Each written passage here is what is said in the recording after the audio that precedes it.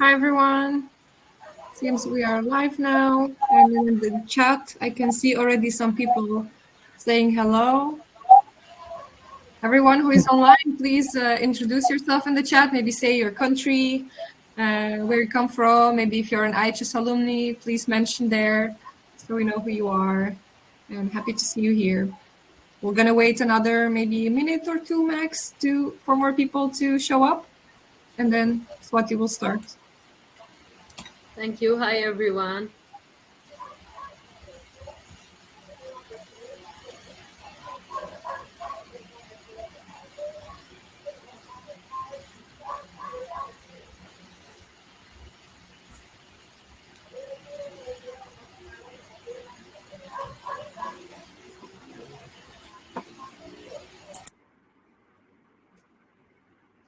Maybe we can wait for like 2 more minutes and then start quickly.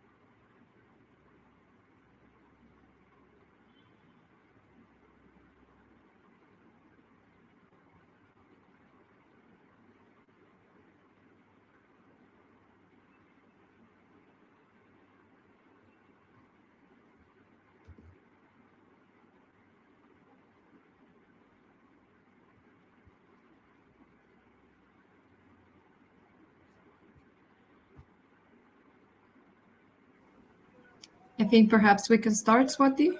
It's already, we are almost 90 people. Perhaps people who join later will still join before the speakers start. So it's good to. Okay. Am I audible? Okay. Namaste. Good afternoon, everyone. It's good afternoon for me. Good morning for someone. Good evening for somebody. First of all, I would like to introduce myself. I'm Swati Thapa. I'm Vice President of IHS Alumni Board, and also I'm holding the position of Executive Director with not-for-profit organization called Pratima Nima Memel Foundation in western part of Nepal. Today, we have a very interesting topic for this webinar, and probably since we started as the board member, this is our second webinar. Congratulations to our team. The title of the webinar is Building Together, Disaster Risk Management. I would like to tell you all that, as you know, the world population is expected to balloon to more than 9 billion by 2060. And also the pace of urbanization is increasing even faster. And also there's a lot of pressure. As you can see, there are like over the last decades, there are the natural disasters produced by earthquakes, tsunami, landslides, and many more, like the storms, flood, drought, wildfires, etc. The climate-related disasters are on rise. And today, this is a very important topic because we have great speakers with professional experiences on the disaster risk management field. So this webinar specifically, we have organized this webinar because it will help you to understand certain complexities associated with disaster risk management and also governance capacity. And they will also present very interesting case studies. So not being late or not stopping anyone with the introduction, elaborating introduction more, what I would like to do is I would like to tell you all that we have our alumni officer, Stefana Kozan, and Alexandra Takchon, and she's the president of IHS Alumni Board. I would like to request Stefana to give her welcome remarks. Thank you very much. We'll meet again. Thank you, Swati. Hi everyone. As Swati mentioned, my name is Stefana Kozan. I am the alumni officer at IHS, and I'm also part of the alumni board representing IHS. From the alumni board, we have here, of course, Swati, our vice president, moderating the webinar. And thank you so much for taking this role. We will have, hopefully by the end of the webinar, Alexandra Tkachenko, who is the president. She's not online at the moment, but we are hopefully expecting her towards the end. And I'm happy to also just formally welcome you on behalf of the rest of our members. Also part of the board is Dhruv Bal, our global network builder, who is in Mexico, thus on a very different time zone. And Isabel Lima, who is our communication responsible, also not online at the moment, but with us in spirit.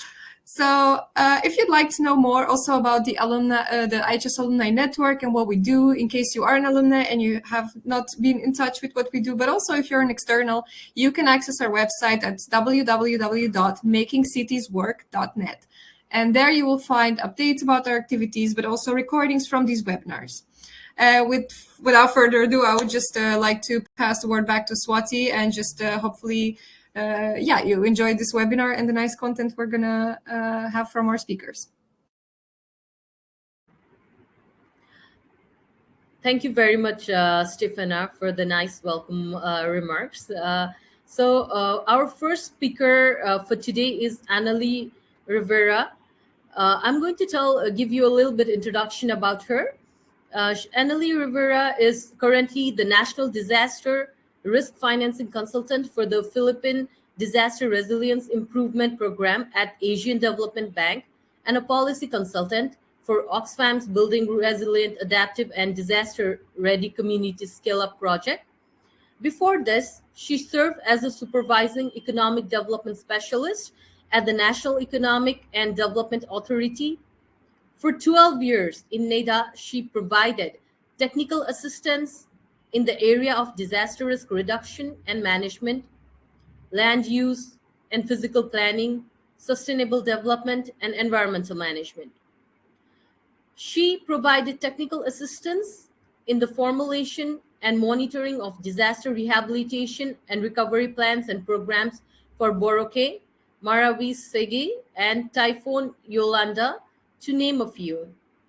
She was also involved in the formulation and updating of National Disaster Risk Reduction and Management Plan and represented NEDA in various committees and working groups under the National DRRM Council. We are very happy to have her in the program. The topic of her presentation today is effective collaboration on DRRM.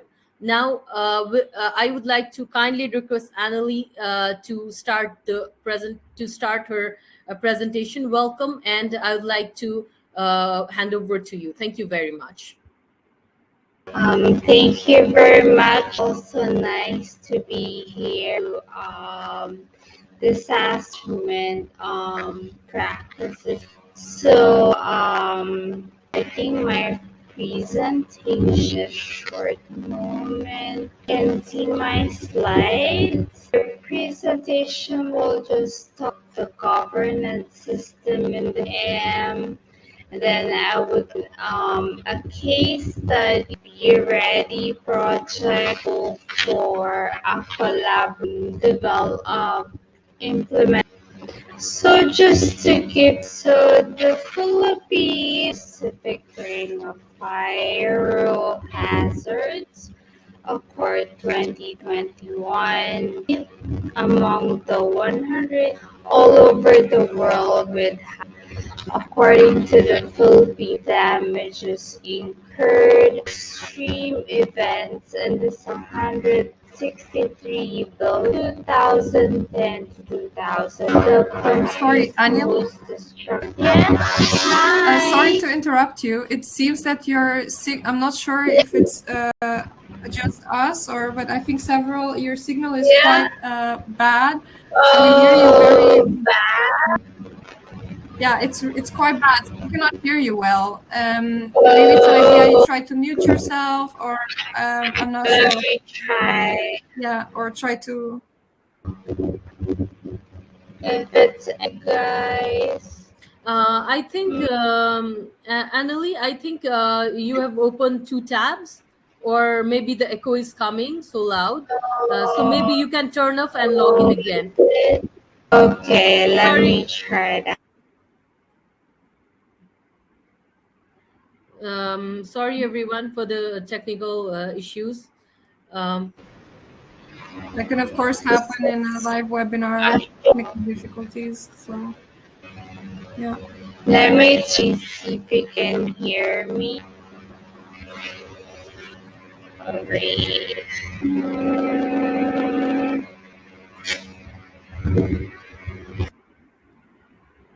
I think it's the sound is still quite bad. Did you try to reconnect, or yeah? So maybe we'll see if I reconnect now. Let's see how that works.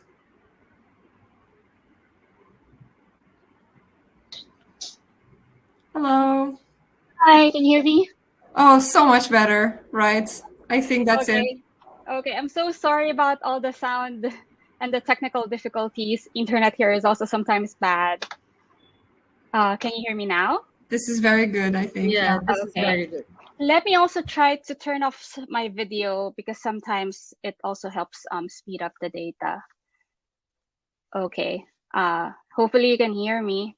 So let me just start again. So to give you an overview, the Philippines is located in the Pacific Ring of Fire, which makes it prone to natural hazards. So according to the World Risk Report 2021, the Philippines ranks 8th among the 181 countries all over the world with highest disaster risk. According to the Philippine Statistics Authority, the damages incurred due to natural extreme events and disasters amounted to 463 billion pesos from 2010 to 2019. One of the country's most destructive typhoons, Typhoon Haiyan in 2013, if you all know, caused an estimated damage of 12.9 billion in damages and losses, which is roughly equivalent to 4.7% of our GDP in 2013. So urban areas account for an increasing share of the Philippines' population, infrastructure, and other assets, economic productivity, and of course, by implication, disaster risk. According to the Philippine Statistics Authority, 51.2% of our population currently live in urban areas, which makes Philippine urban centers more vulnerable and at risk with disasters. The COVID-19 pandemic alone showed that urban areas in the Philippines became a hotspot for virus spread. So with all the compounding impact of climate change, natural hazards, the COVID-19 pandemic, it puts a huge strain in the economic development potential of the country, with also particular attention to our cities. Now let me share a little bit more about the governance structure in the Philippines. So Republic Act 10121, or the Philippine DRRM law provides for the creation of a National Disaster Risk Reduction and Management Council, which is empowered with a policy-making, coordination, integration, supervision, monitoring, and evaluation functions. So this is what the structure at the national level looks like. It's chaired by the Department of National Defense. There are also 4 vice chairs who takes the lead in each of the disaster pillars. So there's one for disaster prevention and mitigation, headed by the Department of Science and Technology, one for disaster preparedness, headed by the Department of the Interior and Local Government, one for disaster response by the Department of Social Welfare and Development, and National Economic and Development Authority is the vice chair for disaster rehabilitation and recovery. There are also 39 member agencies of the council, but I would like to focus more on the blue text ones because these are actually the non-government actors who are members of the council. So what's good about this is that it's a multi-sectoral and a multi-stakeholder council, and it also included 4 civil society organizations and a representative from the Philippine Red Cross, and also 1 private sector representative to ensure that all all other concerns are also being elevated. The black text ones are organizations that represent local government units in the Philippines. And so they also provide a local perspective for the National Council. So the council at the national, so there's also councils developed at the regional and local levels to ensure vertical integration and coordination. So there is one, as I mentioned, at the regional level. This is chaired by the regional director of the Office of Civil Defense. There's again 4 vice chairs, which are regional directors of the same agencies. And there are also member agencies who are executives of regional offices or field stations at the regional level, who are government agencies. While this is what the structure looks like at the regional level, it's also nice to know that the regional DRM councils also frequently consider the inputs of other non-government organizations, and they are frequently invited to these meetings for more to provide more inputs. So at the provincial, local, city levels, there are also municipal disaster risk reduction and management councils, which are headed by a local chief executive. The members are the department heads of the provincial, city, at municipal levels, but there's still also the membership with of PRC, the civil society organizations, and the private sector representative, very much highlighting the importance of having a multi stakeholder membership in the council. So the law also provides for the creation of the National DRRM Office, which provides support to the council, and also they do head the implementation of DRRM initiatives within their jurisdiction. So it is initially composed of a DRRM officer and 3 staffs responsible for administration and training, research, planning, operations, and warning. So this is what the DRRM framework in the Philippines looks like. So from the passage of the DRRM law in 2010, we have evolved the framework and updated it to reflect the changing times. So there was also emphasis put on prevention and mitigation and disaster preparedness in the initial frameworks, but this updated framework is now guided also by the overarching goal of a safer, adaptive, and disaster resilient Filipino communities towards sustainable development. The updated DRRM framework in the Philippines also shows distinct features to reflect the DRRM vision and the priority of the country. There are very much important features of this framework. First, there's also an emphasis on the centrality of risk and focus on all hazards approach. It recognizes that the risks are dynamic in nature, and it also changes over time with the interplay of people's levels of capacity, vulnerabilities amid climate change, including extreme and slow onset events, and also man-made activities. Second, the DRRM framework also includes risk governance and shows that institutional mechanisms and inclusive environments are enabling factors in empowering communities and giving them voices and spaces in decision making at all levels. Third, there's also focus on resilience strengthening, underlining the importance of building adaptive, anticipatory, responsive, and transformative capacities of people and government. And lastly, there's also coherence and mutual reinforcement of strategies among actors and across thematic pillars. So now I would like to focus more on the case study that I would be presenting, which is Oxfam's Building Resilient, Adaptive, and Disaster-Ready Communities project. So this project focuses more on disaster preparedness. As we all know, there's really a huge disasters really impact the Philippines, and now we would also like to focus on preventing the impacts of this disaster. So we are also focusing more on disaster prevention and mitigation, and also preparedness activities.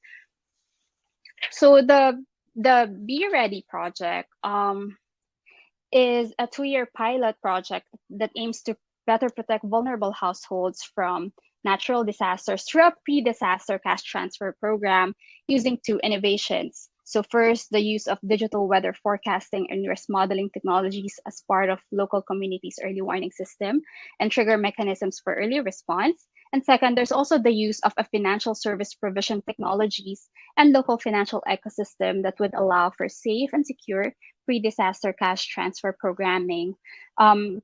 So the lessons learned from our previous experience with humanitarian response from Typhoon Haiyan and the Marawi crises were also used in this project. So this project is actually located in Salcedo, Eastern Samar. So if you can see in the map, it's on the eastern side of the Philippines, and this area is frequented by disaster because it is directly on the typhoon path. So there are 9 barangays in Salcedo, which is tapped for this project. So basically, how does it work? So there's a weather parametric forecasting that predicts weather patterns based on a combinations of easily measurable environmental indicators. So the project developed a risk model for Salcedo using historical data, their previous experiences with disasters. And the risk model identified some indicators that would also signal a likelihood of a typhoon striking in a given community. So, for example, for typhoons, they do have indicators such as wind speed. And for wind speed, for example, if there's a certain threshold, so if there is, so they usually always monitor it. And for example, the wind speed is exceeds the trigger, which is, for example, 145 kilometers per hour. Then, if that is exceeded, it triggers a payout. So there's a payout that is triggered, which means that so the forecast is usually done 3 days before a disaster. So if 3 days before the disaster, there's already forecast that a typhoon is coming with certain wind speed that exceeds the threshold, there will be payout to the communities, and the payout is actually transferred to their Visa prepaid cards or ATM cards, and they use that to purchase immediate needs such as food, medicines that they need prior to a disaster. They can also use it for shelter strengthening to protect their shelter, or or for livelihood protection. They can also use that for transportation or if they need to go to an evacuation center, etc. So the project is actually implemented through a consortium of partners. So this project isn't implemented by just one, but a lot of partners were tapped in order to make this happen. So Oxfam served as the consortium lead and the cash transfer program technical lead and the program manager. Global Parametrics is a private firm based in London, which specializes in climate data, climate science data modeling, and financial engineering. And they are the ones who developed the risk model for Salcedo. Plan International provided expertise on child protection and ensuring that gender concerns are addressed and given special attention during project implementation. PayMaya and Smart is a private company in the Philippines, and they are the fintech partner, and they came up with the idea to have money in and money out accreditation with small store owners, as access to ATM in Salcedo is very difficult. So it's a very remote area that you need to travel 1 hour to go to an ATM machine to withdraw money. And because the cash out is supposed to help them prepare for a disaster, PayMaya and Smart had this better idea to actually accredit small store owners so that they can just go to a store close to their house to get the money, to withdraw the money, so that they could use it for disaster preparedness. PDRN is a local non-government organization based in Salcedo, and they provided support for social preparation, community mobilization, and financial literacy. And of course, the project is not possible without the support of the local government unit, which is the municipality of Salcedo, who provided the enabling mechanism by enacting a local policy on preemptive action. They also provided support in social mobilization. So this project is actually funded by the Dutch Relief Alliance, UK Aid, and Oxfam Lubid. So during the project implementation, we also established authority on rules and accountability to make sure that everyone is in line in terms of implementation. So the municipal BRM council that I mentioned before, so the one in Salcedo made sure that they are the highest policy and decision-making body. So they are the ones who enacted the local ordinance for preemptive action. The executive committee is the think tank and implementer of the decision. The MDRRMC member agencies also provided updates in terms of sectoral information. The barangay or the lower level committee provided timely information and mobilized the constituents because they have better reach within the community. The private sector, or the money in and money out accreditation units, or the small store owners are also made accountable to make sure that they have enough cash in case a disaster will happen, so that people can easily withdraw money from them. The NGOs and the international NGOs were also there to provide technical support, make sure that the database for cash transfer is always updated, and to ensure that the assistance is properly facilitated. So in terms of lessons learned, first of all, it's really very important that at the national level, there's already that policy that allows for a multi-sectoral and a multi-stakeholder participation in the RRM activities. This enabled the project to easily work with the local government units in terms of implementing the project. So there was easier coordination and collaboration with them, given that there is already that enabling policy. Second, working with local government units and with local stakeholders at the barangay levels facilitated also the building of accountability, particularly among LGUs and barangays, in helping vulnerable people to be adaptive and disaster ready and resilient. And so the 9 Be-Ready barangays are also capacitated under roles and responsibilities. They have renewed interest and commitment to actually do this in the future. Next, there's also effective collaboration between humanitarian actors and financial service providers in essential and effective implementation of such program. We notice now that fintech partners such as PayMaya and Smart are now more open to actually go into micro insurance and microfinance services, provided that enabling mechanisms are in place. If there's already a risk model, if people are willing and they do have the financial ability to do this. Lastly, there's also this understanding that disaster preparedness financing is actually more valuable than post-disaster response. It actually reinforces previous study that we actually do save more by spending more on disaster preparedness rather than wait for a disaster to happen and then respond and rehabilitate.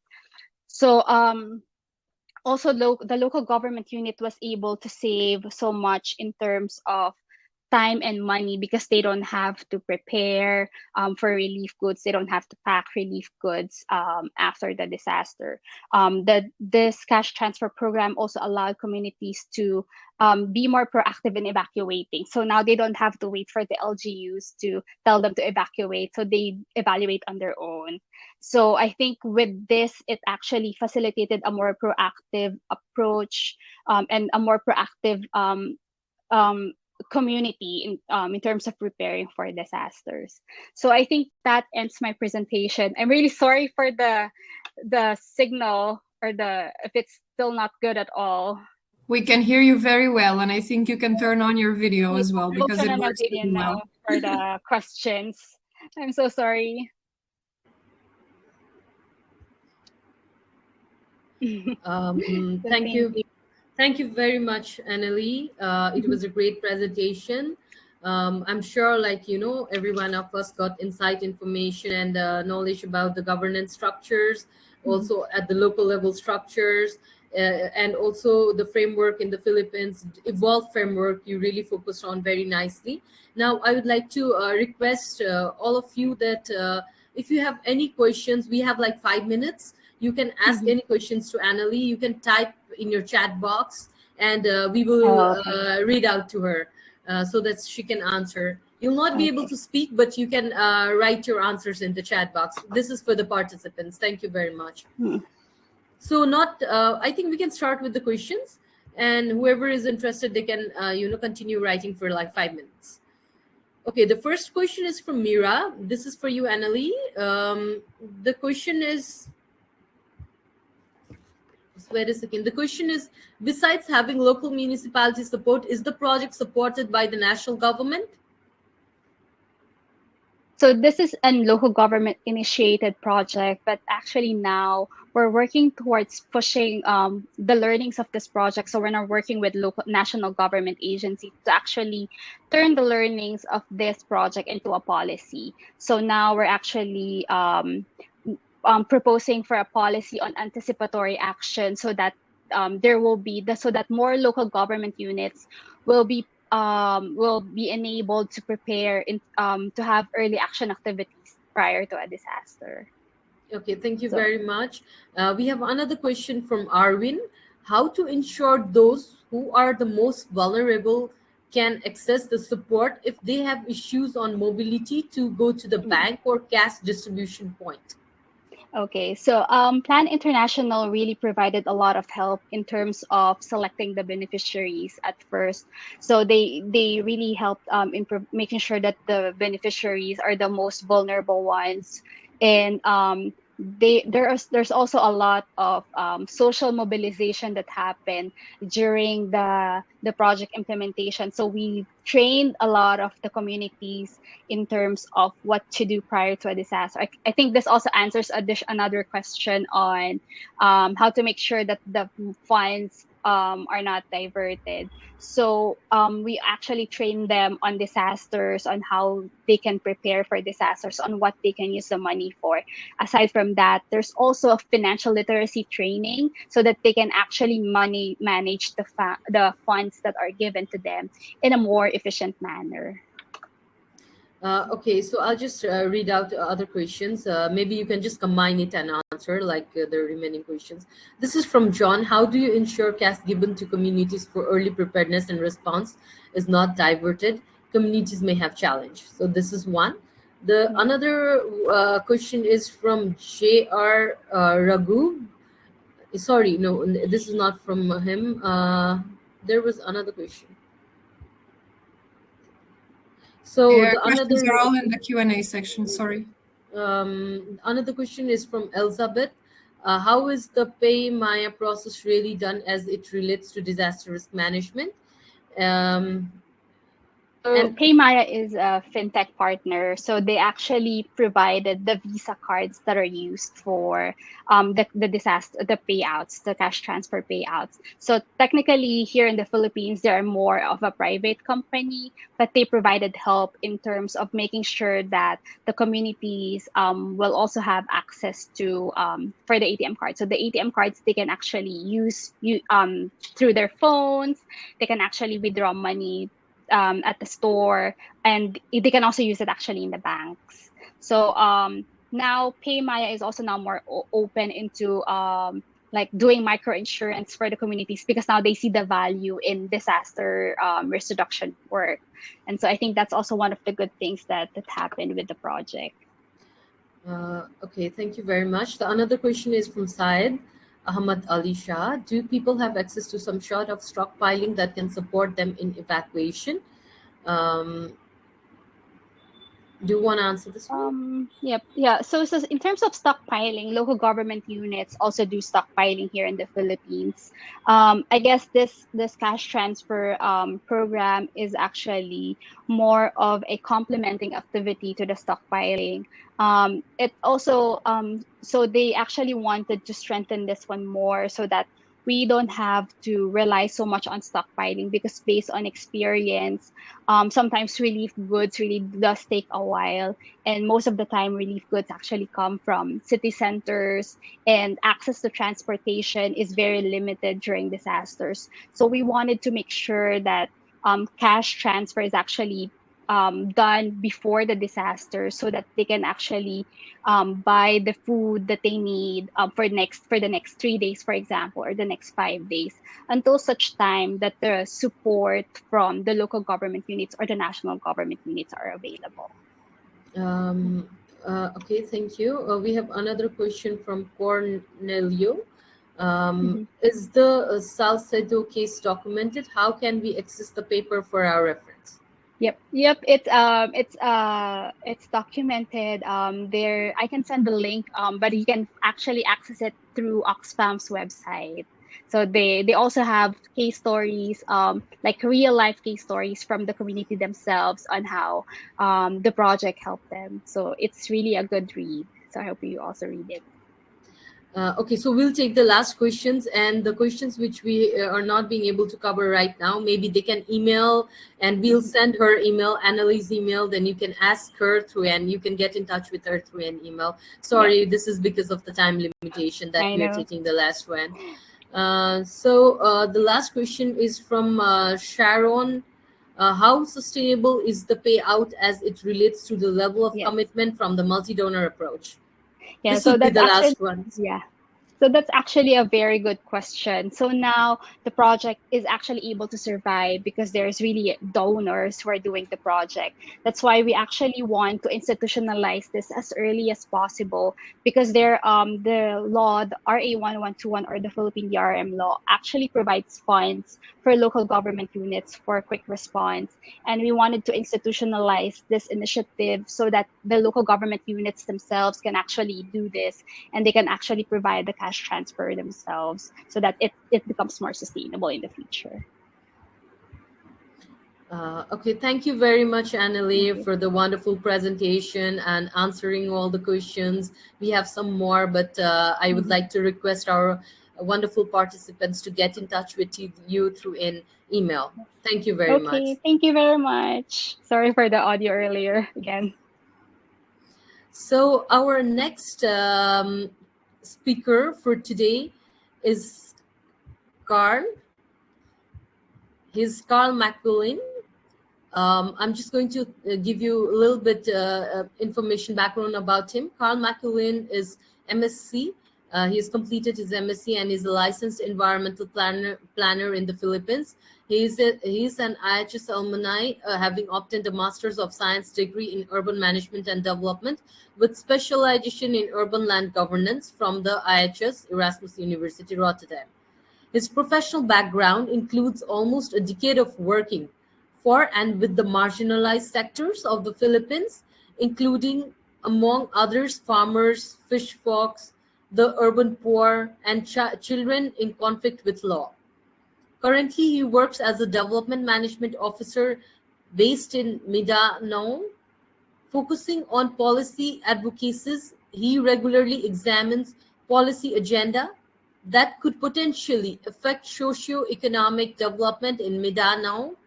His fields of interest include governance, resilience thinking, risk-sensitive planning, and social justice. The topic for his today's presentation is urban resilience in the Philippines, knowledge, awareness, and attitude of local government. I would like to request Karl to turn on the presentation, which is already here. And I would like to tell you, get 10 to 12 minutes for your presentation and 5 minutes for question answer. Good luck with your presentation. Over to you, Karl. Thank you. Thank you, Swati. Mayong gabi, good evening, good day, everyone. I am Karl Maquiling, and I will be sharing highlights of our upcoming paper to be published, hopefully in Asian Development Bank's special issue on rethinking cities for resilience and growth in the post-COVID-19 world. So the outline is as follows. I would like to start by defining resilience as the capacity of social systems to effectively resist or adapt and efficiently recover from chronic shocks and stresses. Urban areas are of special interest because there is an increasing pressure to appropriately design arrangements relating to use of land and its resources. Resilience as a predominant approach to land use planning becomes critical in integrating future hazards and risk into management of urban economies. Over time, it has evolved to include relevant actors who are traditionally excluded and therefore has relatively limited awareness and understanding. And so current discussion on resilience points out the need to clarify expectations about how specific actors behave and the context in which their decisions play out. This is very important because resilience, both as being descriptive and normative, bridges the gap between DRRM and climate change adaptation. Well, the previous presentation already discussed of the governance structure, so I wouldn't be dwelling more on that. In the Philippines, the Department of Interior and Local Government, as the Vice Chair for Disaster Preparedness, initiated the LISTO program. It is a national advocacy program for disaster preparedness and resilience.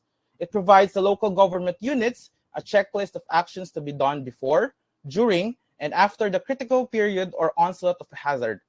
Before I discuss the details of the protocol, I would like to first illustrate the local government structure of the Philippines. So, simply put, the Philippines is headed by the president, and then the regions are clusters of different provinces. The provinces headed by the governor is comprised of many different cities and municipalities. The local chief executive for cities and municipalities is the mayor.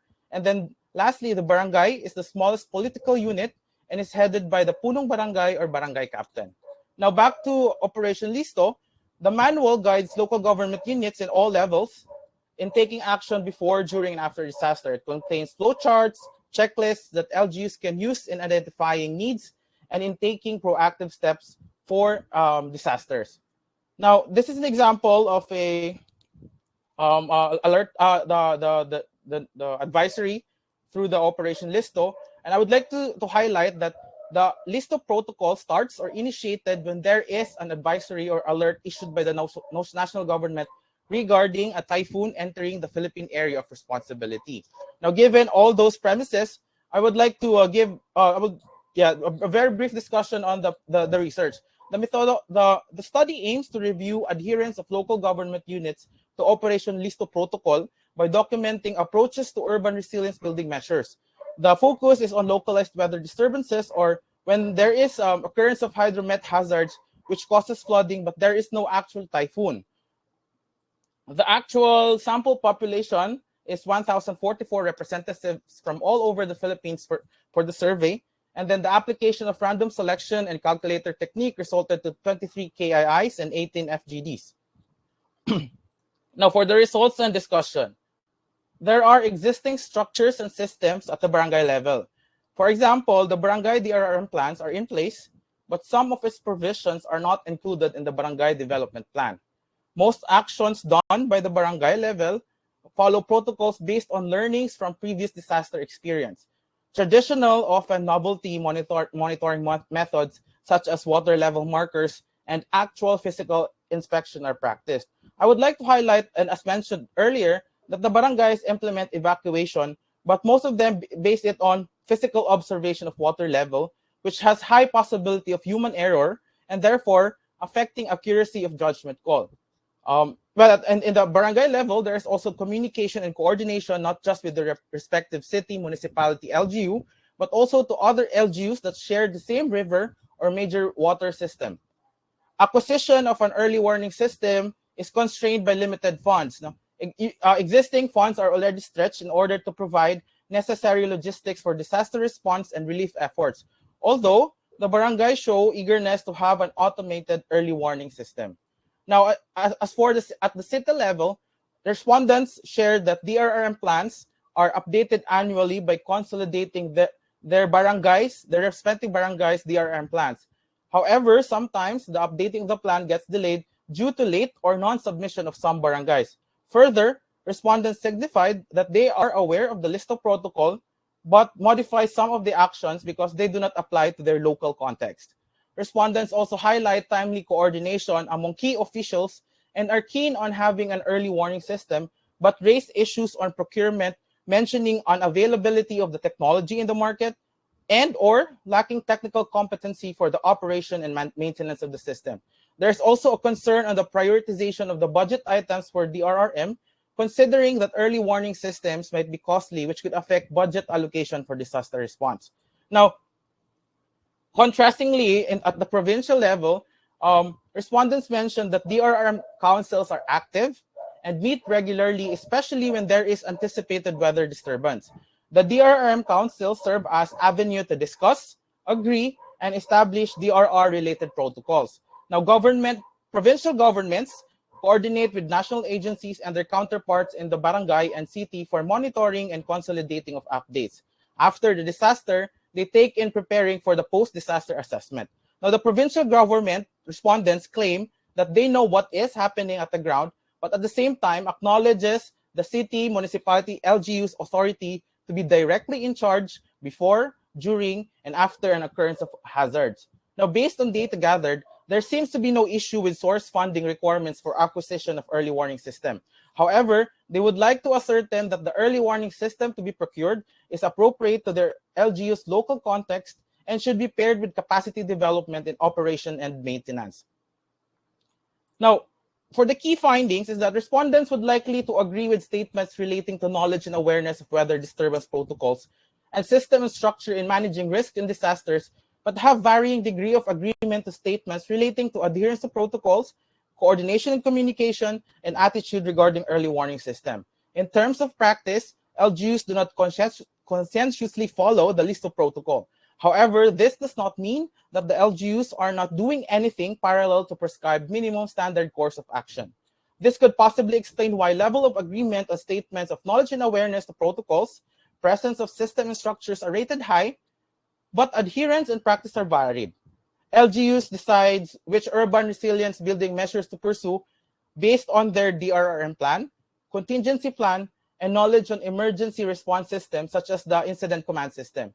Unfortunately, the predicament of having operational DRM office and council and institutionalized, updated plans and processes are more pronounced or more observed at the provincial and highly urbanized city municipality level. There is a need to further verify how functional the different disaster-related plans and how operational the DRRM Council and its members are at the barangay level. Now, another set of key findings are that the interpretation and application of protocol and attitude towards early warning system are varied given peculiarities of local government units. Local authorities at the barangay level are more concerned about disaster response and relief, and most of their areas do not have a technology-based early warning system. Although they have an early warning system, but it's done manually. LGUs adapt novelty methods out of the necessity to create a sort of system for monitoring of flooding threats. Mentioned measures include flood markers, assessing water level through CCTV cameras, and actual physical observation of water systems like rivers and dams. These responses hint at capacity of people, especially local authorities from the barangay, to address flooding threats intuitively. In addition, there is certain dynamic that exists among key actors across level of governance, which affect the performance in directing resilience building measures. Provincial DRRM plans are the result of consolidation of cities and municipalities' DRRM plans. Similarly, city municipality DRRM plans are the result of the consolidation of the barangay DRRM plans. However, provisions in the DRRM plans are not automatically integrated in the public investment programming. Considering financial constraints, prioritization of which among identified budget items is subject to highly political factors. This has implication regarding capacity to acquire supplies, machineries, equipment, and technology, which in turn affects attitude towards early warning system. Now, what are learnings and ways forward? First is that there is really a need to provide a technology-based, and not just a technology-based, but a standardized approach to early warning system. Status quo, institutionalized protocols often heavily rely on issuances of national governments' typhoon advisories, which tend to overlook imminent flooding threats from localized weather disturbances. Another is that it is imperative for all LGUs to craft a local action plan. The local action plan is a tangible document that outlines local risk context and streamlines current practices into a standard response, at least at the city or municipality level. Also, it would be beneficial to have a delineation of focus key areas. The inclusion of a wider array of stakeholders could lead to a diverse interpretation of protocols, even if it is pre-identified. In order to maximize varying level of competencies while building synergy, key actors are encouraged or should be encouraged to put emphasis on focus key areas for complementation. Like, for example, the financial capacity to acquire early warning systems. The barangays would prefer disaster response, but the provincial LGUs do not have any issue about acquiring such technology. Now, another very important point that I would like to share is that limitations in core competencies and financial capacity is best addressed when there is a collective effort to accomplish desired state of resilience. Emphasis is given on coordination and communication among LGUs that share river systems or other major waterways. And then lastly, monitoring and evaluation. An appropriate monitoring and evaluation system will help in streamlining effective and efficient individual initiatives to a collective approach of building urban resilience. And so these are the learnings and ways forward that I would like to share for this day. But before anything else, I would like to make an acknowledgement. The research is part of the Commission development of LISTO Disaster Preparedness Manual for Localized Weather Disturbances, and I would like to send my gratitude to Mr. Mario Rodriguez, the project leader, and the Department of Interior and Local Government Academy. Dagang salamat, and if I can shamelessly plug, my presentation today is sort of connected to my published paper in ADB last year, which focuses on urban resilience building measures at the household level. So this year, hopefully, if I get to publish this paper, it's at the local government level. So that's it, and good day. Thank you.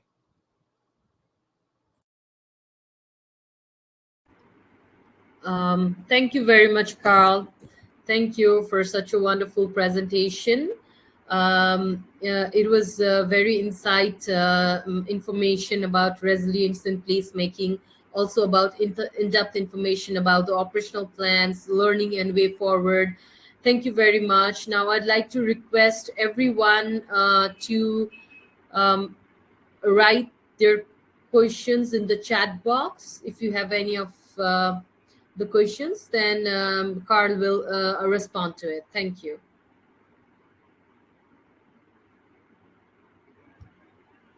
I think we already have some questions in the Q&A section for Karl.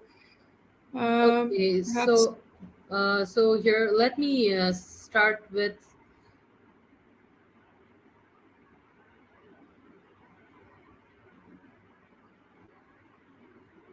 Okay, I think they start with Pooja's question. Okay, so let me start with Pooja's question. What are the learnings from the LISTO protocols, adherence, and effectiveness for wider adoption globally? Thank you for pointing that out. Actually, one point that we would like to stress, highlight in the paper is that even if there is an institutionalized and promulgated by the national government a standard disaster preparedness protocol, yet still at the the local governments tend to not follow it. So it would be very important to provide flexibility when providing standardized protocols. So I think that's one. Okay, another question is from Sharon. How effective is the monitoring and evaluation of the payout system in supporting a decision of the sustainability on the government as opposed to donors? Well, based on data gathered, there's no monitoring and evaluation, to be very straightforward. But there are attempts, or there are little means of verifying whether LGUs are doing their part with regard to the disaster preparedness protocol. But in terms of an effective one, I think it is yet for crafting. There's another question from Elizabeth. How does local government and various agencies coordinate to function as it relates to disaster risk management? And there's another one too, in addition to it, how is distinguishing priorities done in terms of resilience, building awareness? For the first question, the Annielyn or the previous presentation made an elaboration of that one, but it is through the National Disaster Risk Reduction Management Council. Now, for the second one, how is the distinguishing priorities done? It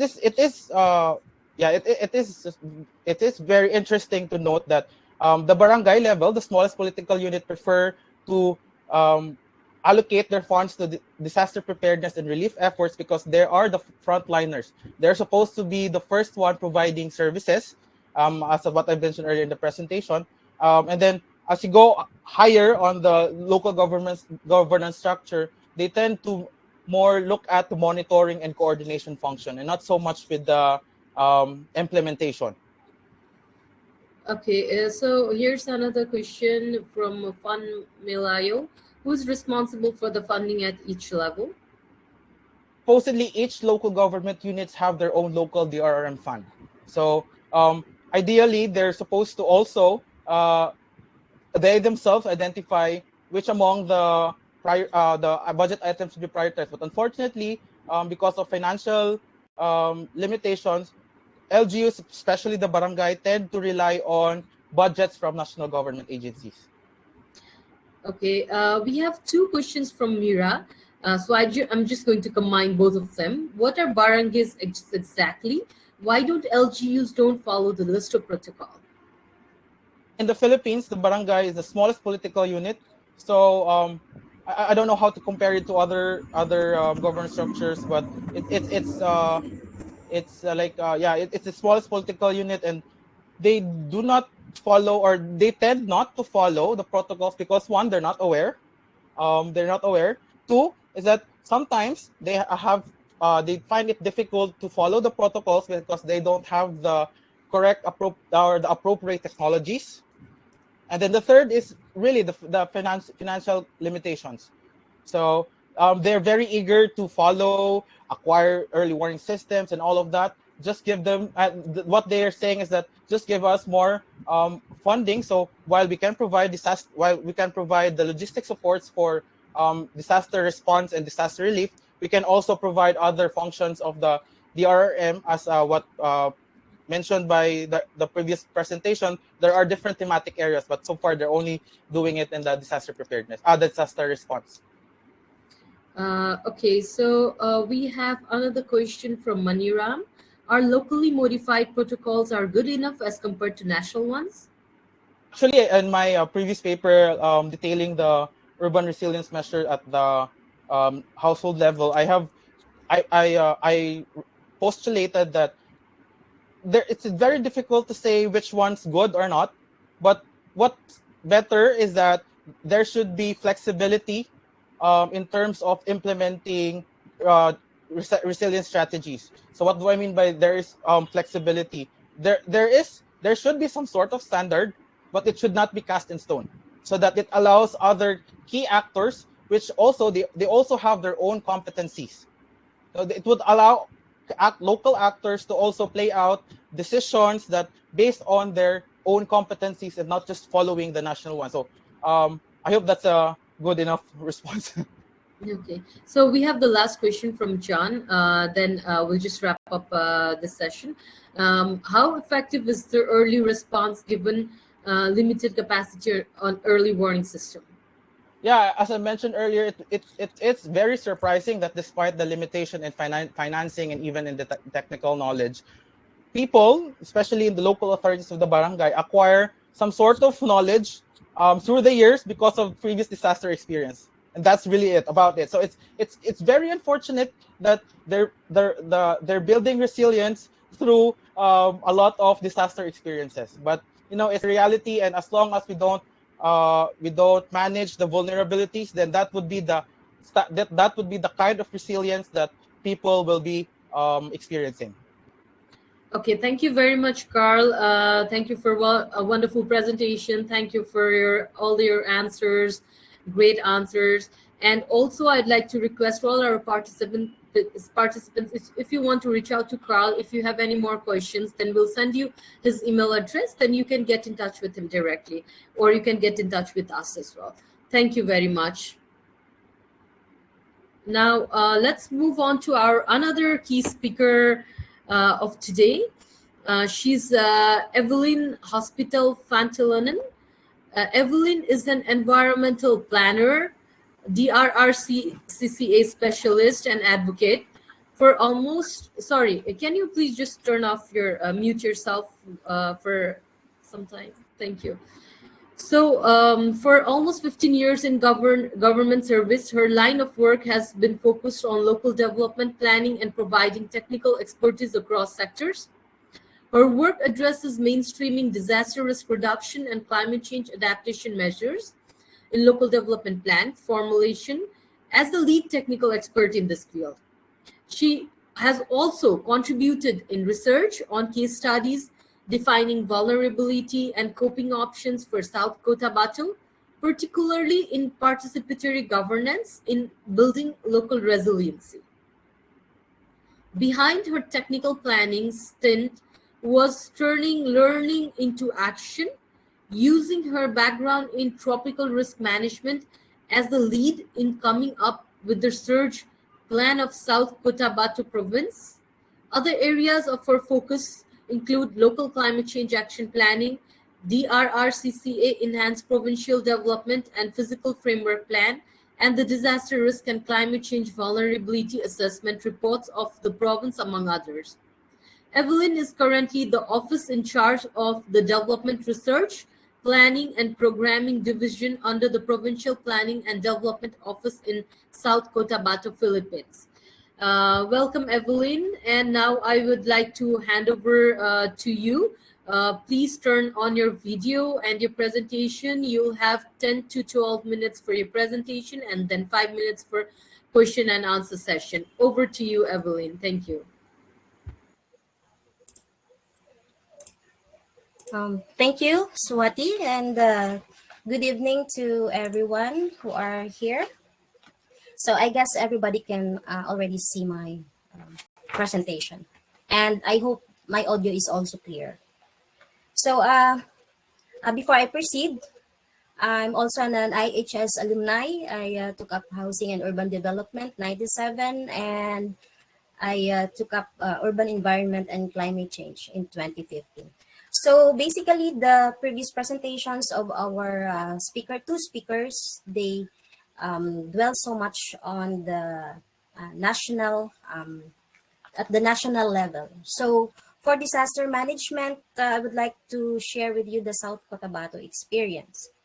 So I would like to give you some quick facts so that you can at least visualize what it is to be living in the Philippines, particularly in the southern part of the country.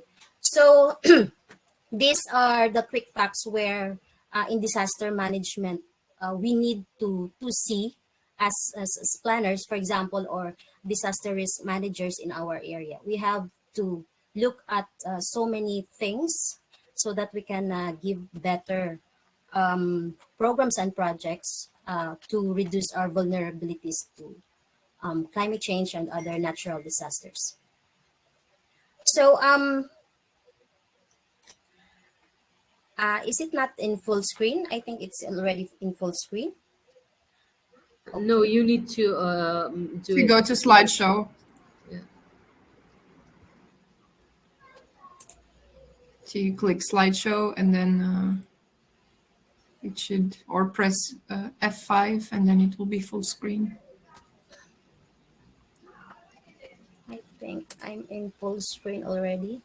Oh, sorry. We can still see pretty well, so it's okay. I think. Okay. Okay. Sorry.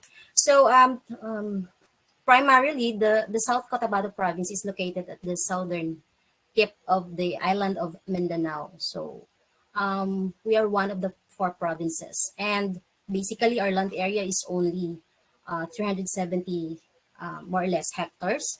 And we have here our provincial capital, which is the Coronadal City. We have 11 component LGUs. We have 1 city and 10 municipalities.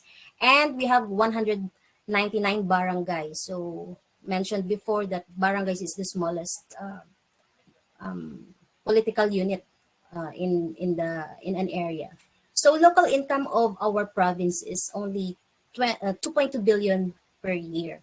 And it's made of 21% of it came from local sources and 79% of it came from external sources.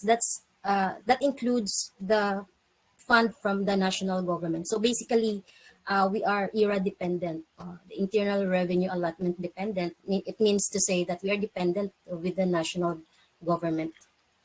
And we have our poverty incidence rate.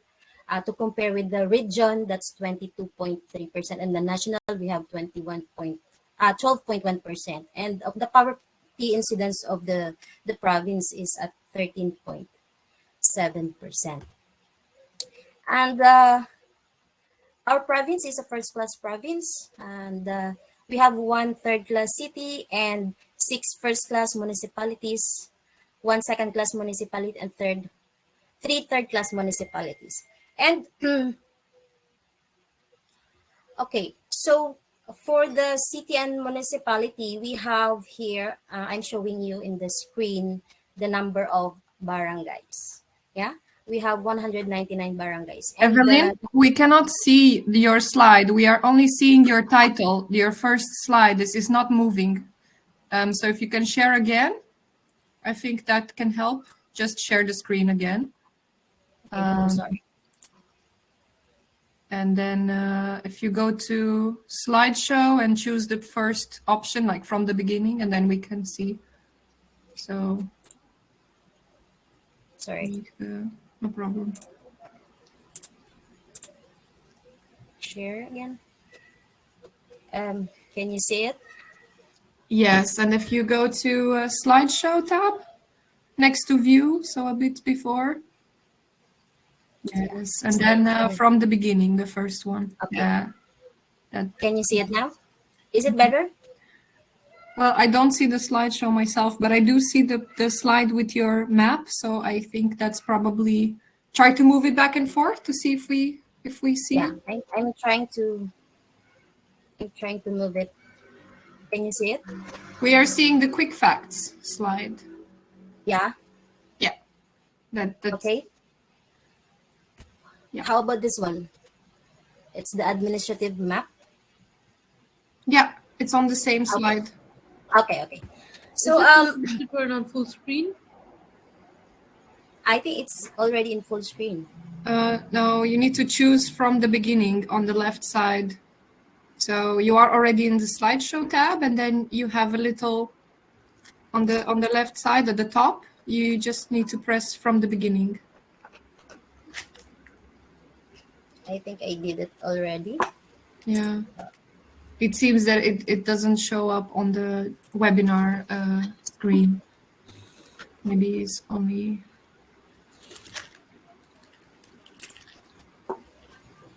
Technical difficulties can happen during webinars. It is very Okay, common. how about this one? You need to share the screen first because we cannot see anything. Sorry. Yeah. I'm so sorry.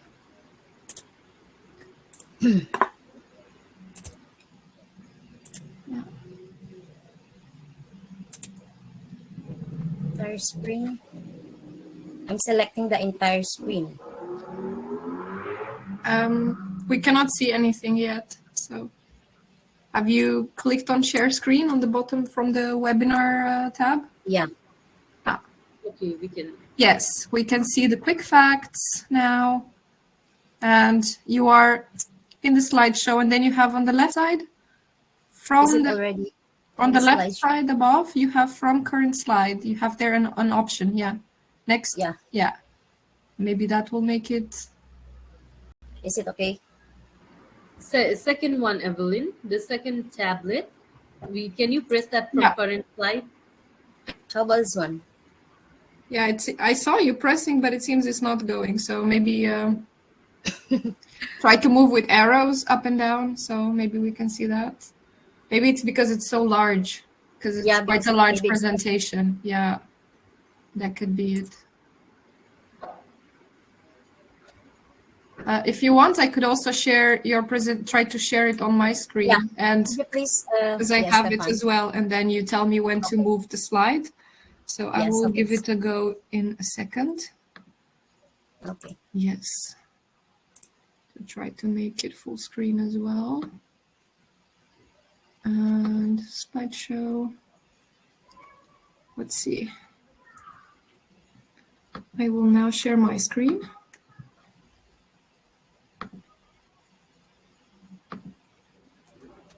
Yes.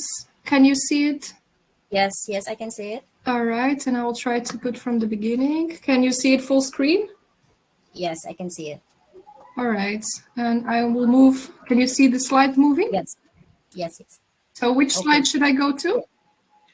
We will start from the next one. The next slide, please. There we are. Yes. No. It's the other slide. Next, please. Yes, that's the one. The demographic. Okay. So we have almost 915,000 population, and we were dominated mostly by male. So our population contributes 20% in the region, and the regional scale, because we are in the Region 12, Sub-Saharan region. And the region composes 4% contribution to the national population, which is almost now 100 million estimatedly. So I would like to go through like the demography of our province. Like it's 34% are young dependents, 4% old dependents, and 62% are working populace. And the level of urbanization in our area is 50% urban and 47% rural. And for as to marital status, 46% are married, 42% are single, and 12% are widowed. Okay, and ethnicity, we have a very diverse ethnicity in our area and also multilingual. So 82% comprise Hiligaynon, Cebuano or the Tiboli, and 18% mostly are the minority group or from other tribes. As to religious affiliation, 85% are Christians, 5% Islam, and 10% other religious affiliations. As the literacy rate, we have a literacy rate of 96.45%. So that's close to the national literacy of 96%, and to the region, we have higher literacy rate at the regional level with compared to them, to the region. And as to educational attainment of our people, 35% mostly of those 5 years old and above graduated in elementary, and mostly are males. And 37% graduated high school, also mostly males. And when it comes to college, undergrad, and academic degree, post-baccalaureate, it composed of 18%, but most of them are females already. So we can see the disparity between the male and the female component when it comes to education. So next slide, please. So as to topography, this is very important as we relate it to the disaster risk management. We have 4 mountain ranges, 2 active volcanoes, 8 major waterfalls, and 4 major rivers. The pink ones are those are the 4 major rivers that we have in the province, and the green circles, that's the 2 active volcanoes, and the blue oblongs, those are the locations of our mountain ranges. And as to elevations, 50% of the area is mostly low-lying because it's 0 to 500 meters above sea level, and 36% is above 1,000 MASL. So, and 14% that's 500 to 1,000 MASL. And this is the largest in area in the region under this elevation. No, the 36% 1,000 MASL. So we have, if you can imagine our area, it's the topography of our area. It's more or less elevated. Next, please. And some quick facts also as to slope, you can see in the map. Okay, so the darker the green, the higher the steep it becomes. So that's 4% more or less 4% are very steep.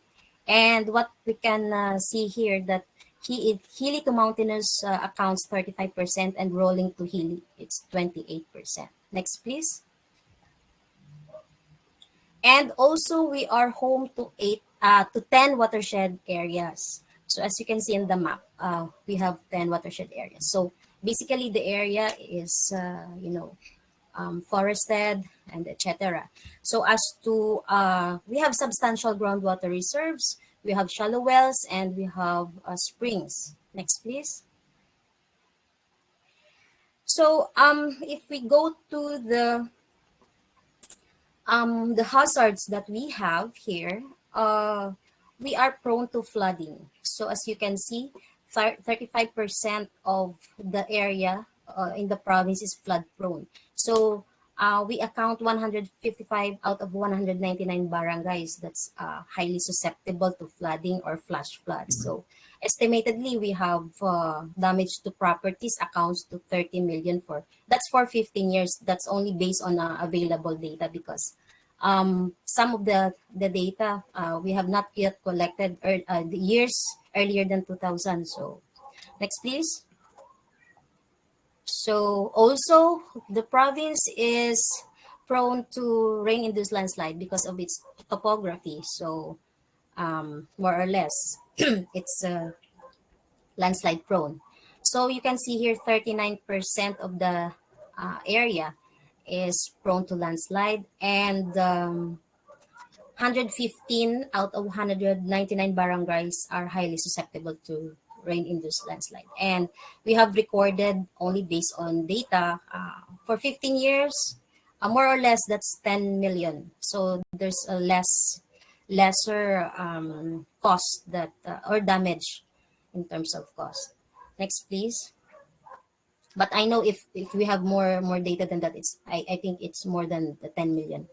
And we started experiencing a strong wind. It's not yet tornado, but it's just we call it strong wind. It started in 2010, and it hit many houses. So mostly damaged houses were those makeshift materials. So it accounts for in 10 years less than 5 million. So sometimes there's no really casualties on that, but what's important in this identification of hazards in the area that it started in 2010 and it started in the municipality of Tupi, where it's considered by the Pag-asa that the weather there is very suitable for strong wind occurrences. So that's their explanation to that. Next, please. So I'm also showing you that we are prone to ground shaking. So South Cotabato initially identified 5 major faults in the previous, and it generates like PIS 6 and above 7.1 magnitude. But new faults were identified after the series of earthquakes in 2019. We have series of earthquakes in 2019, and it's alarming. Okay, next, please. And with the since we are home to 2 active volcanoes, out of 8 in the entire countries, we have 2. So that's according to FIVOX. So you can see here when was this Mount Matutum erupted. So that's 1911. So around 111 years ago. And last eruption of the other one, the Mount Bilimigoy, is almost 381 years ago. Okay, next, please.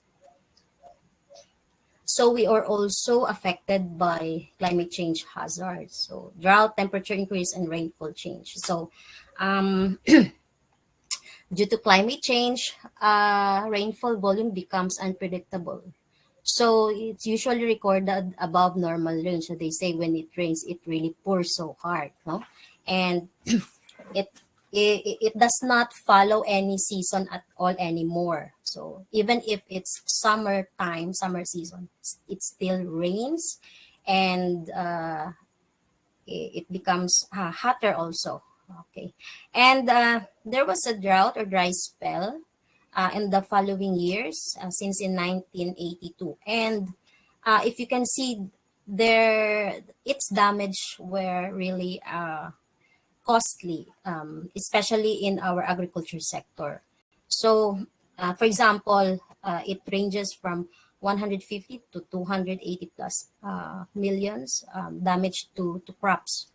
So, so with these climate change hazards, based on Pag-asa, no, that's the Philippine Atmospheric Geophysical and Astronomical Services Administration, the province will be hotter and drier based on 2020 and 2050 scenarios. Actually, we are already experiencing it. So if there are no interventions, we all know that as business as usual,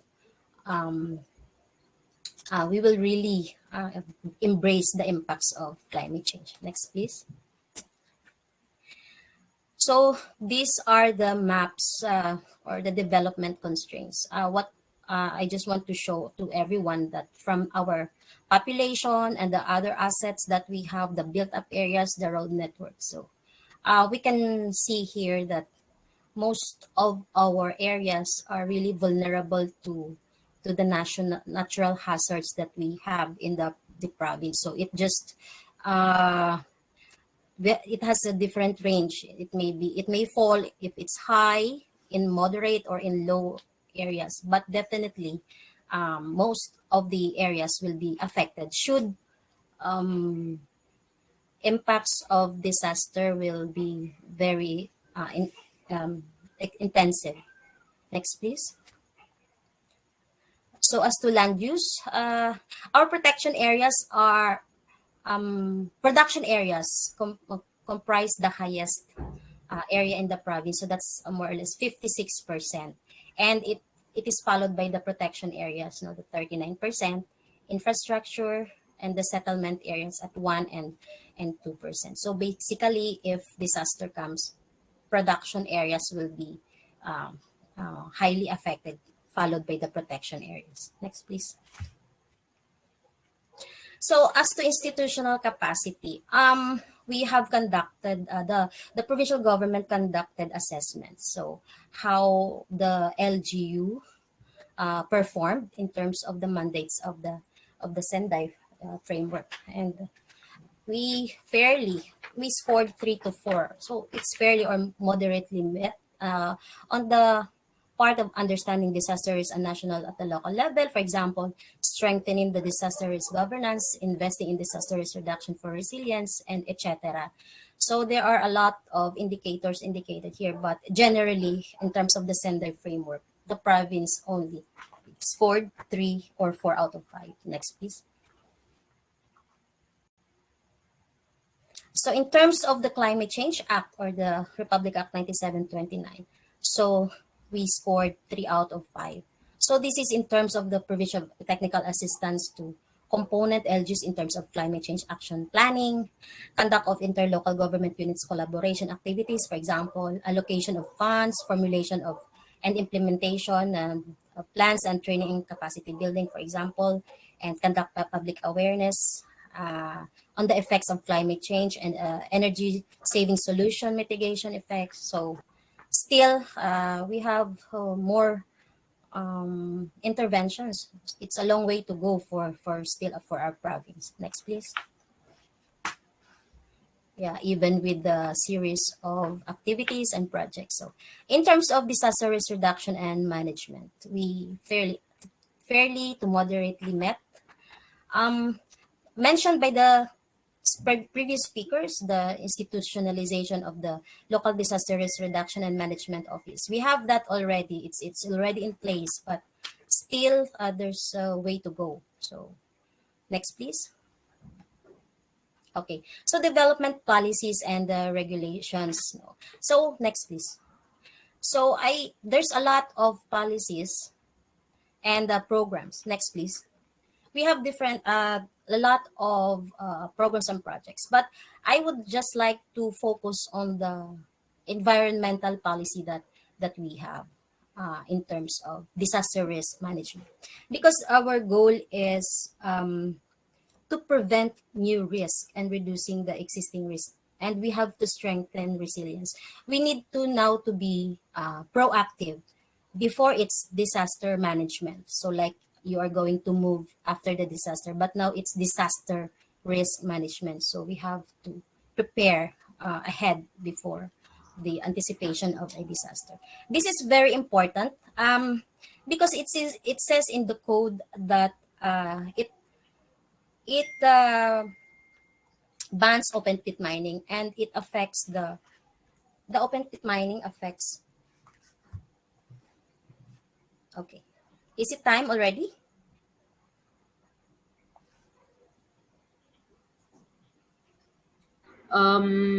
Evelyn, you can take 2 more minutes. Okay. I'll just finish this one. Okay, so it's an environmental policy where it bans open pit mining, and as you can imagine, the area, it's watershed area, and the topography, the elevation, and everything, and when open pit mining is allowed in our province, everything disaster will really happen, especially those who will be affected by the mining tailings and the toxics and etc. So this is a very important policy that we have at the local level. Next, please. Okay, so we have, it's a participatory governance. We have public hearing and everything is transparent. Next, please. I'll just maybe answer. So it's made of different stakeholders from the religious sector, private sectors, and the government individuals, everything. So next, please. We ban. So I would just, there are a lot of projects here, but I will not go through it already. But can you please go to the, I think, second to the last slide, Stefan. Next, please. Just continue pressing the next button. Yeah, next, please. I'll go to the insights, learnings, and opportunities. Yeah, I would like to emphasize that it's the political will. It is a major factor in the implementation of the RM in the Philippines. And also participatory and open governance. It is really essential and effective in managing the local government. And also the professionalizing human resource as an assets in the government. People who work in the government should be technically and capable in terms of the RRCCA, and the Padrino system should not be accommodated in the government, because as of now it's really happening. We have to avoid hiring of unqualified individuals, because it's very difficult to implement projects that are not really inclined or technically inclined to such activities or projects. So we have also to improve and include the use of scientific data in our planning. So basically we cannot plan what we do not know. So that's the real scenario of it. Next, please. And planning must be GIS based. We have to really embrace the technology nowadays, because GIS makes everything easier.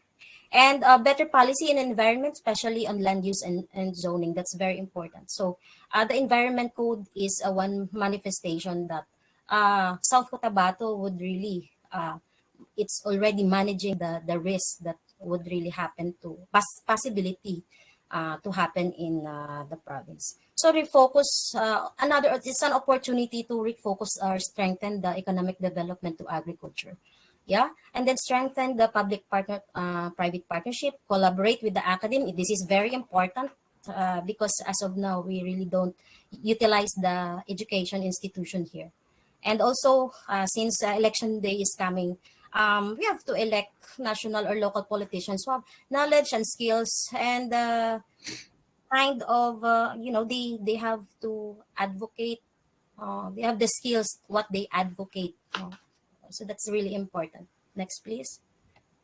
So overall, we are with these projects that we have, or we are attaining our vision. So we are the province of South Cotabato. We weave together our people's dreams and aspiration as a caring, resilient, and ecologically balanced, highly responsive, and functionally integrated and equitably growing agro-industrial and tourism hub by 2028. So next, please. I think this is the last slide. So thank you very much. And I apologize for the slides. Hi, Evelyn. Thank you very much for the wonderful presentation. It was very informative. It's good to learn about the South Cotabato experiences. You mentioned very nicely about the situation, the current situation, also about the flash floods prone to landslides areas, rain-induced landslides, and also especially the data that was presented in the presentation was very wonderful, the record based on data. And apart from this one, now I am going to read questions from our participants. Some of the questions, we have 5 minutes. So whatever questions we can cover during 5 minutes, we will read out to you. And then my kind request for you to answer the questions. So from, okay, now let us start with from Mira. what do you mean by production areas, protection areas, infrastructure areas? Okay. When we speak about the use of the land, uh, basically it's divided into four major land uses. So for production uses, for example, of course, uh, we basically have there the areas for production. It's areas for production for crops, and then protection areas. Those are protection zones like our forests. Then the infrastructure areas, we basically involve there our roads, etc. And of course the settlement areas. So that's Uh, basically those we mean about it. That's the land, how we use the land. Okay, thank you. Another question is from Somapala. I'm going to read out two questions. Maybe you can just combine it and answer. May I know how much of national budget is set up for addressing the DRRP program in Philippines? And another question is from Maniram. Are locally modified protocols are good enough as compared to national ones? Okay. First I would like to answer the question of Sumapala. The law provides that the local government units should allot from its local sources 5% calamity fund. So they have really have to make it's a budget that it needs to be there annually, okay, because it's been audited by the commission on audit and etc. So they have to go through with that. And as to national budget, because the local government has autonomy over their resources. So as of now, we have for all I know is the PSF. They provide 1 billion fund annually for projects to reduce vulnerabilities. And the second question for Maniram. Yeah. Okay. Well, So Maniram, sorry for the interruption. Maniram, he has got two questions. Are locally modified protocols are good enough as compared to national ones? And his another question is different. I'll read out later. So you can answer this one first. oh yeah, yes. We have protocols from the national government. They set really the protocols, but sometimes at the local level, there are more modified protocols because it depends on the area, it depends on the disaster, it really depends on the scenario. But everything is anchored at the national level. So we really the national level is a guide, sets the guide. So it depends on how big is the impact. Is it province wide, or it will entail regional, or the whole island? Of course, if it's involve more regions, of course the national government would really come in. So there's another protocol for that. So that's Okay. basically the scenario. Okay, there's another one question from Maniram. Do you have some clear evidences of climate change impact in terms of visible changing patterns of flooding? In bracket, more flooding now than 1 decade ago? If so, how alarming are the scenarios? Uh, we have a very limited data. That's one limitation of local government units in really data banking. The doing the data banking and all those incidents recording. But of course, based on the available data, you can see that because of the changes, because of urbanization, there's a lot of factors. Urbanization, of course, when you urbanize, uh, houses will be constructed, but if without drainage and proper collaboration with the authorities, everything will, because it's low-lying area, flooding will really come in. So it's basically a database, but as our what's happening, we really had this conclusion that it's really affected. The climate change plays a very major factor in the flooding in our area. Thank you very much. We have another question from Nurul. Um, Could you please explain on how to engage and maintaining community involvement, since you mentioned about community participatory of this program, and what kind of community participation? In all aspect, institutional wise, the NGOs, for example, the people's organization and CSOs, it's being institutionalized that they should form part of the local development council, for examples. So everything that the government is organizing, committee, may it be a committee, technical working group, and everything, it is set in the local government units that they really should tap the accredited NGO CSOs so that they could really participate, and the government could hear the voice of those in the private sector. So it's in place in the government setup. So, and in terms of public consultation, what I have showed earlier, that should there be a program or an activity that really requires public hearing, so we really do conduct that, because it's a legislative function to really, before you set an ordinance or it becomes a law, you should consult the people. So that's why public hearings are conducted. So that's the case for the legislative. While the executive, like mayors, governors, president, they are the executive body, so they implement programs. So they have different functions. Okay, so we have a last question for your presentation and for today. How committed from Hatso, how committed are local residents or people in terms of implementation of the DRRPs? What are the participation level? Because of the previous flooding incidents and damage to properties, people are really very aware. They follow the protocol, like what Karl mentioned, the list of protocol. For example, that should there be calamities, or should there be some preparedness or activities, for example, they participate at first, of course, at the local level.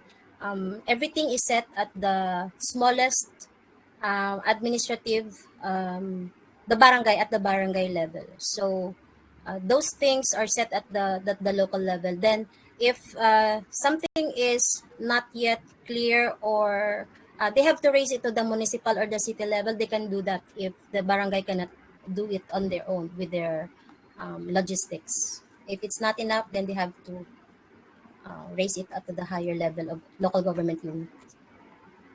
Okay, thank you very much, Evelyn. If our participants, you have any more questions for Evelyn, we will send you her email address, and also you have IHS email address. Please feel free to reach out to any of us. We are to the end of this webinar. I would like to thank you all for your wonderful participation. I would like to thank all our wonderful, experienced professionals, key speaker, Karl, Evelyn, and Annielyn. And also, I would like to thank you, thank my team. Like our president is here right now, Alexandra, Stefana is here, our team, Dhruv, Isabel, Mira, who has been working very hard to make this webinar a successful one. I'd like to thank you all. And with our participants, we would really like to see you all in our future webinar as a key speaker on the relevant topic. You know, whatever experiences you have, we would like to bring it on the floor. We would like to bring in front of professionals, scholars, students, because you all are a part of a family. We have an IHS alumni family. So thank you very much. With this, at last, I would like to kindly request, is Shasha here, Alexandra? She made a speaking request, which I approved. So I'm not sure, Sasha, if you can speak. We can try again. So just a second. I'm not sure. She's having some technical difficulties, like it does not detect the video and audio.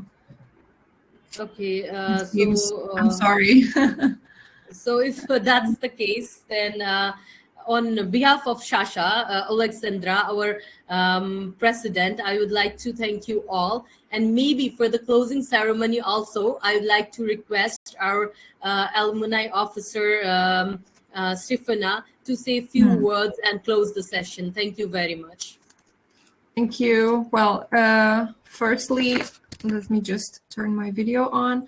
So very much regret that, that Alexandra cannot join us because of technical difficulties. What I do would like to say, I would really like to thank you all for attending. And I do know that she wanted to mention that the next webinar will be related to recovering cities after a war. So this will be a focus of our next webinar. To those of you who don't know, Alexandra is from Ukraine. So well, at the same time, I think it's a good topic in relation to this massive event that is happening there. And yeah, once more, I really appreciate you joining and taking the time today. And thank you all speakers and Swati and everyone who took the time to be with us. And I hope you join us for the next webinar. Also, the recording for this webinar, since many people asked, will be available on makingcitieswork.net. And that is our alumni website. I also dropped an alumni email address in the chat. So that is alumni@ihs.nl. And if you have webinar topics that you would like to propose, please email us at alumni@ihs.nl. You can suggest webinar subjects. You can propose it yourself as a speaker. So really, please engage with us. We're really happy to facilitate alumni as speakers for this webinar. So we hope to hear from you soon. And I wish you a good evening, rest of the day, depending what time is there. With this, I will conclude the webinar and close the live room. So thank you once more. Thank you. Bye-bye. Thank you.